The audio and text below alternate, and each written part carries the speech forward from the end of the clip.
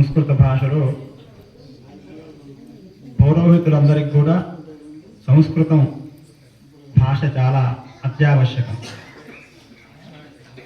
భాషయా ఏవ ప్రవృత్తా స్యుః ఇతి భవభూతి వాక్యకారేణ అస్మాభిర్దృష్టం యద్వర్తతే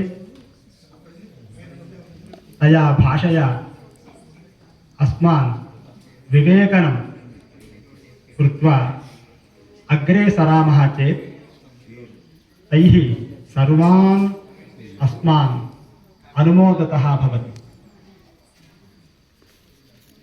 अर्वाचीनकाले अस्माकं कृते सा भाषा अनादृता भवति. तस्य कारणाः अनेकानि भवन्ति. मया केवलं मन्त्रपाठया एव पाठेन च न प्रवर्तितव्यम् अस्माभिः. मन्त्रस्तु सुस्वरेण पठितव्यम्, ग्राह्यः उच्चारितव्यः. सर्वेपि लोके एवं विजानन्ति अस्मान् उपरि उद्दिश्य. मया प्रथमस्तु देशे अथवा अन्तर्राष्ट्रेषु मध्येश्च एतादृशा सभा न दष्टपूर्वा भवति. सर्वे वदन्ति शास्त्रमधिकृत्य किन्तु ब्रवीमि अहं किं भविष्यति अत्र विचारः कः इति चिन्तितव्यः भवति. किन्तु स्वाधिकारतया कश्चित् विषयः अधिकृत्य विषयमधिकृत्य वयं समर्था भवेम. तस्मात् कारणादेव एतादृशाः महापुरुषाः बुद्धियुक्ताः कृत्वा अस्मान् अग्रे नयन्त्विति अहं प्रार्थये. केवलं वाचालम्बनेन एतादृशः सम्पत्तिः न स्वार्थीक्रियते. अस्मान् सर्वे अपि वयं सर्वे अपि किं कुर्मः चेत् अस्य श्रम आरम्भ्य दृष्ट्वा श्रुत्वा च सर्वान् अपि ब्राह्मणान्, केवल ब्राह्मणा नाम केवल जात्या एव न ब्राह्मणाः, मन्त्रदृष्टेन विप्र वेदाभ्यासेन विप्रत्वमिति कृत्वा अहं सर्वम् आनन्दम् अनुभवामि. प्रथमतया हर्षध्वानानि सर्वाणि उत्क्रामन्तीति अहं प्रार्थये. ఒక చిన్న ఆశీర్వచనాన్ని చిన్న రూపాన్ని చెప్పి నేను ముగిస్తాను. ఎందుకంటే ఏకాదశి ఉపవాసంలో ఉన్నాం, ఎక్కువ మాట్లాడలేము. కానీ 2 మాటలు మాట్లాడాలని గురువుగారు మొన్న వచ్చినప్పుడే అనుకున్నాం. చాలా వ్యగ్రంగా ఉన్నప్పటికీ కూడా వారి ఆదేశాన్ని తప్పకుండా రావాలనే మాట మేము వచ్చేసాం. ఇక్కడికి మధ్యాహ్నం 3ంటికి రమ్మన్నారు. అది ఆజ్ఞగా ఏష ఆదేశ ఏష ఉపదేశ అన్నట్టుగా చాలా ప్రోగ్రామ్స్ అనేక కాన్ఫరెన్స్ కాల్స్ ఉన్నప్పటికీ కూడా అన్ని పక్కకు పారద్రోలి ఇది మన సభ. మనం లేకపోతే మనమే కనుక ఉద్యుక్తం కాకపోతే దీనికి ప్రయోజనం ఏముంది? ఒక మాట వచ్చాం.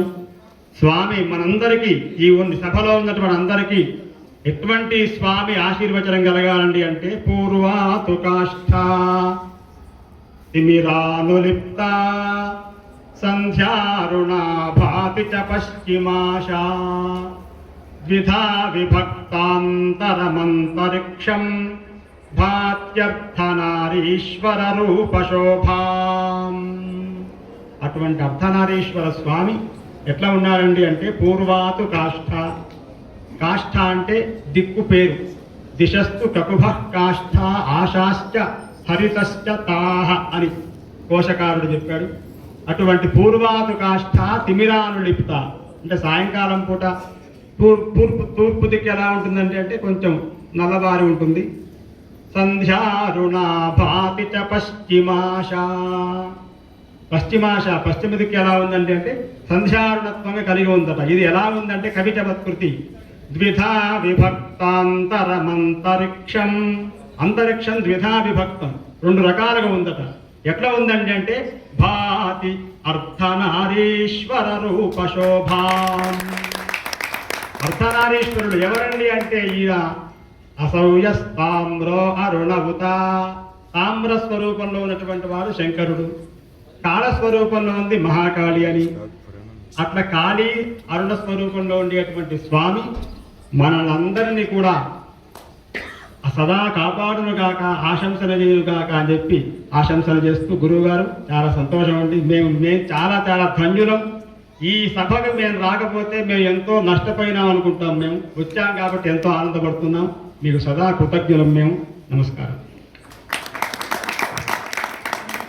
ఈ సోదరులిద్దరూ అద్భుతమైన గాత్ర సౌలభ్యం, అద్భుతమైనటువంటి వచో నివృత్తి, అటువంటి సంభాషణతో మనందరినీ కూడా బాగా ఉత్తేజపరిచారు.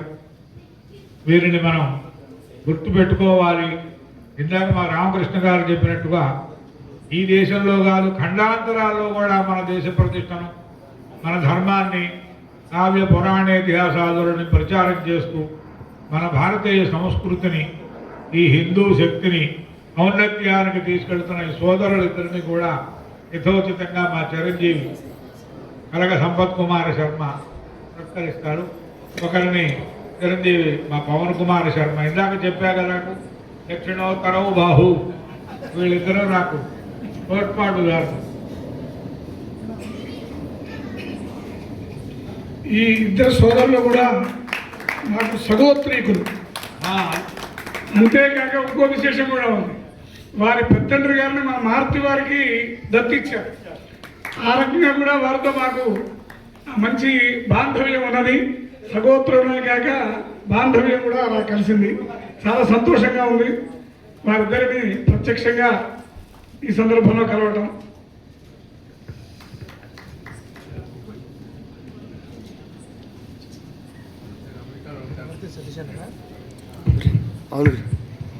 ఇంకొక మాట ఏంటంటే, ఒక మాట చెప్తాను. మా నాన్నగారు చెప్పిన మాట. గురువుగారు కూడా వాళ్ళ నాన్నగారి దగ్గరే విద్యాభ్యాసం చేశారు. మేము కూడా అంతే చేసాము విద్యాభ్యాసం. అయితే అది దానికి తప్పట్లు కాదు. మా నాన్నగారు చెప్పిన మాట ఏంటంటే, మొట్టమొదట స్వరంతో అంటే దోషం లేకుండా స్వరంతో వచ్చినటువంటి ప్రింటు మన గురువుగారి ద్వారానే లోకానికి వ్యక్తమైంది. చేత్తో దిద్దారు. మీ దగ్గర ఆ పాఠం పుస్తకం ఉందో లేదో నాకు తెలియదు, కానీ నా దగ్గర అయితే ఉంది. మేము పాఠం చెప్పుకునే రోజుల్లో 25 ఏళ్ల క్రితం, అప్పటికి ఈ ప్రింట్ ఇంకా రాలేదు. దోషాలు చాలా భూయిష్టంగా ఉండేవి. ముద్రా రాక్షసాలు అంటాం వాటిని. ఆ ముద్రా రాక్షసాలను కూడా పారద్రోలి చేత్తో స్వరం వేసినటువంటి ప్రింట్. అప్పటికి గురువు గారు చెప్పారు, ఈ కంప్యూటర్లో కూడా స్వరం ఫాంట్ ఇంకా రాలే. స్వరం ఫాంట్ రాలే. ఆ రాజులు రానటువంటి రోజుల్లో అంటే ఎంత శ్రమ పడి ఉంటారండి. ఇంత తపస్సు చేయాలి.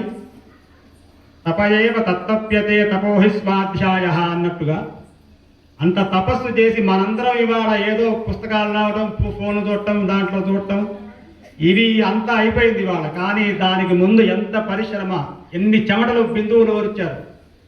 ఆ శ్రమ ఎవరికైనా తెలుసా అండి అంటే ఇవాళ మనం ఆ శ్రమ తెలియదు మనకి. దాని వెనకాల ఉండేటువంటి శ్రమ అంత సులభం కాదు. ఇంకోటి ఏంటంటే, స్వరం వారు పుస్తకాలు చూసి పెట్టలే.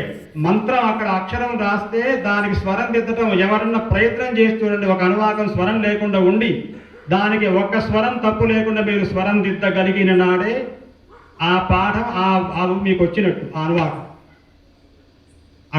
మరి లేకుండా అట్లా పుస్తకాన్ని ప్రచురించడం అంటే తపస్సే. అటువంటి మరి మహామనీషులు మనకు దొరకడం, మన పక్కన కూర్చోవడం, మన అందరం కూడా ఈ కాలంలో చేసుకున్నటువంటి సుకృతం అది. జై శ్రీరామ్. ఏదైనా దొరుకుతుంది కానీ మనం ప్రయత్న సాధ్యం కొన్ని అవుతాయి జీవితంలో. కానీ సౌమనస్యం అనేది మటుకు జన్మతః రావాల్సింది, వంశతః రావాల్సింది. ఆ సౌమనస్యం ఒకరిని చూసి నేర్చుకునేటువంటిది కాదు, ఒక పుస్తకంలో చదివి వంట పట్టించుకునేటువంటిది కాదు. సహజంగా అది పూర్వజన్మ పుణ్య విశేషం చేత రావాల్సినటువంటి గుణం అది. ఇదే శాస్త్రంలో అన్ని చోట్ల చెప్పారు. ఆ సౌమనస్యం ఈరోజు పరిపూర్ణంగా వీళ్ళిద్దరిలో తొడికిసలాడుతోంది అని చెప్పడంలో ఏమాత్రం అవకాశం నాకు సందేహం లేదు. ఎందుకంటే కొంచెం మనకంటే పై పనులు చేసేటటువంటి వ్యక్తికి ఎప్పుడైనా సరే ఒక ఉత్కర్షం ఉంటుంది, ఒక అతిశయం ఉంటుంది. నా ప్రపంచంలో వీళ్ళ స్థానం ఎక్కడ అనేటటువంటి ఆలోచన కూడా ఒకరికి కలుగుతూ ఉంటుంది కొంతమందికి. కానీ వాళ్ళు పెద్ద స్థాయిలో పై వ్యవహారాలు, ఎందుకంటే వాళ్ళ ఫేస్బుక్ చూస్తూ ఉంటే తెలుస్తుంది వాళ్ళు ఎన్ని చోట్లకు వెళ్తారు, ఎటువంటి వ్యక్తులతో కలుస్తారు, ఎటువంటి వ్యక్తులతో వాళ్ళు మాట్లాడతారు అనేటువంటిది. అయినా ఇక్కడికి వచ్చినప్పుడు ఇక్కడ లాగానే ఉండడం అనేటటువంటిది ఆ సౌమనస్యం ఒకటి. రెండవది, ఇక పైన వారిద్దరూ ఏకకంఠంతో చెప్పినటువంటి మాట ఏమిటి అంటే ఇది మా సభ కాబట్టి అని అంటున్నారు. ఎందుకంటే ఏం కావాలి ఇంకా మనకి, ఆ ఓన్ చేసుకోవడం అనేటటువంటి స్వభావం కలగడం ఒకటి. మూడవది, ఇది ఇక నేషనల్ స్థాయి సరిపోయింది, పుష్కరమైంది కాబట్టి చాలు, ఇక ఇంటర్నేషనల్లోకి వెళ్దాం అనేటటువంటి మాటను వాళ్ళు ఇవ్వడం అనేది నిజంగా. ఎందుకంటే ఈ సందర్భంలో కాబట్టి నేను చెప్తూ ఉన్నాను. నాకు కొంతమంది పెద్ద పెద్ద వాళ్ళు తెలిసినటువంటి వాళ్ళు ఈ విషయం గురించి నేను వాళ్ళతో ముచ్చటిస్తున్నప్పుడు వాళ్ళు అన్నది ఏంటంటే, ఏమంటే మీరు ఇన్ని చేస్తూ ఉన్నారు కదా, మీ గురువుగారి తరపున గురువుగారితో పాటుగా ఇంత చేస్తున్నారు, ఇంత జరుగుతున్నాయని చెప్తున్నారు కదా,